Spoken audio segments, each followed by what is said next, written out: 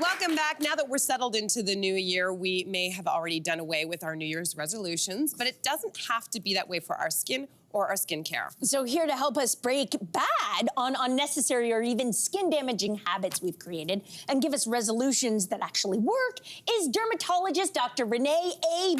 Yes. Welcome back. Good to have you back. Okay, so right out the gate, what exactly do you mean by breaking bad? Yeah. Okay, I refer to it as something we may be doing habitually or a product we may be using incorrectly, and it's actually having an unintended effect, or it's just not getting us the result we want. Okay, I love this. Let's jump right in. First off, you say we need to break bad on applying face cream around our eyes and eyelids. Guilty as charged. I know, there's some people in the audience who are do too. it accidentally, yeah. Why is this problematic? Yeah, it's problematic because the skin on our eyelids is about 1/10 as thick as the skin on, say, our cheek, for example. Yeah. So those molecules, that product, which is formulated for the cheeks, the forehead, the chin, when we put it on our eyelid, it gets trapped. And one of two things may happen. You can get a rash around the eye. It almost looks like acne. It's called periorificial dermatitis. Or you can get these little white, creamy balls called milia. Oh my God.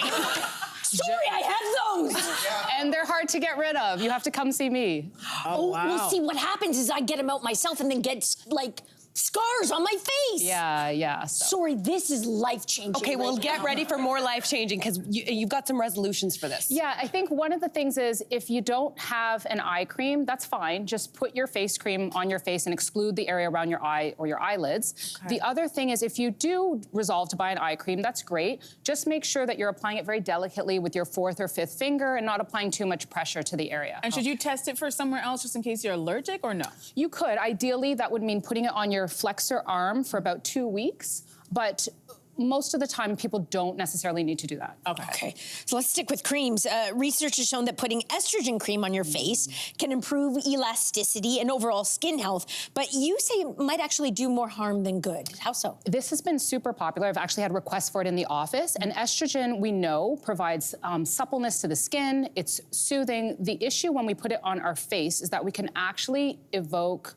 melasma. So what's melasma? It's these brown patches that are resistant. They come up on the cheeks, the temples, sometimes the forehead. And once you have melasma, you have it. So we wouldn't want to optionally promote that occurring by using estrogen cream on the face. That looks like it's called pregnancy mask, isn't that? Absolutely, that's another name for it. Okay. Yes. So what should we be doing instead? Well, there are different ways to rejuvenate the skin. You know, things are coming out all the time, but a tried and true option is using retinol or retinoid, so our vitamin A derivative, and that's gonna stimulate collagen, smooth the skin, decrease fine lines, all without that risk of adding hormone. Okay, so the next one, this one shook me. You say multi-blade razors are bad? What? Why? Okay, they're not bad per se, but they can be problematic. So really when we're shaving, every time we press the shaver against the skin, we're cutting the skin. When there's a multi-blade razor, we're applying more micro cuts. In my type of hair texture, afro-textured hair, curly, kinkier hair, when that hair is trying to regrow out of the follicle, it gets trapped. And it can get trapped in a number of ways. And what happens is the skin then forms bumps and hyperpigmentation that can be really hard to clear. So just avoid it in the first place by using a blade that just cuts once.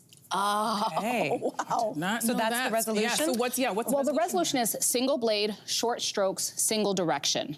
And ultimately, a lot of people will need to do another form of hair removal, whether it's electrolysis, which can be permanent, or laser hair reduction, which we offer in offices. Fascinating. Okay, so let's talk about at-home micro needling products. I've never even heard, I didn't know you could do this at home. I don't know why you'd want to, right? At-home micro needle. Okay, so micro needling, we've got tens of needles that are supposed to be sterile on maybe a nickel-sized device, and they're motorized and they're penetrating the skin. So anywhere from, you know, a millimeter, half a millimeter to 3 millimeters into the skin. The whole problem with this is the lack of sterility, the lack of cleanliness when we're using it at home in a clinical setting, as well as the fact that we're reusing the same device. So I get concerned about bacterial infections. I even get concerned about cold sore virus, say if we're using it around the upper lip area. So for me, this is a huge no-no. What's the resolution for this one? This is a bit tougher. Obviously, best case scenario, you're doing microneedling in a professional setting, whether it's a medical office, a dermatologist office. However, there are other ways to resurface the skin. You can use alpha hydroxy acids. You can use chemical peels. Those are things that we can use at home that are safe and really not going to puncture that skin layer and risk injury and infection. Okay, this is fascinating, right? So Dr. Beach, all right, we're supposed to use retinoids, right? But using them in the daytime is a bad idea? Why is that? So retinoids, we know, are the vitamin A. They're the mecca of skincare, skin rejuvenation. However, when we use them in the daytime and they interact with ultraviolet light, we might actually be breaking down the product. So again, not getting that intended use of collagen stimulation. Plus, it may not play nicely with our sunscreen. It may not play nicely with our makeup. So retinoid use, the resolution, I will use it at night. Okay, so lastly, it's not technically skincare, but it's close to it. A hair mask. You say sleeping with it is a no-go.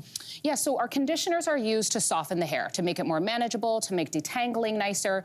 When we get the hair to be detangled or softened, we are softening the hair shaft, the hair strand. If we keep it in for too long, we could make that hair shaft too weak. And what happens is we actually snap or fracture and break the hair. So it's almost too much of a good thing. So on this one, the resolution is wash your hair conditioner out in the same setting. If the product says 10 to 15 minutes, just wash it out. Okay, so just quickly, let's talk about the material on our pillowcases.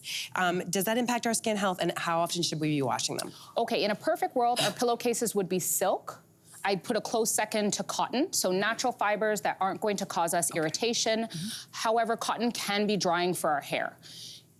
Washing them, I'd like once a week, if that's possible. That's reasonable. Yeah. Right? Everybody's doing that, right? I feel like that's Some of you are real hesitant with that, yes. Dr. Beach, thank you so much for all of these wonderful tips. Keep your skin so healthy. Truly. And also blowing our minds, know, boy. Oh my sorry. gosh. All right, don't go anywhere. We'll be right back, guys. See you right back. Hey, you, come a bit closer.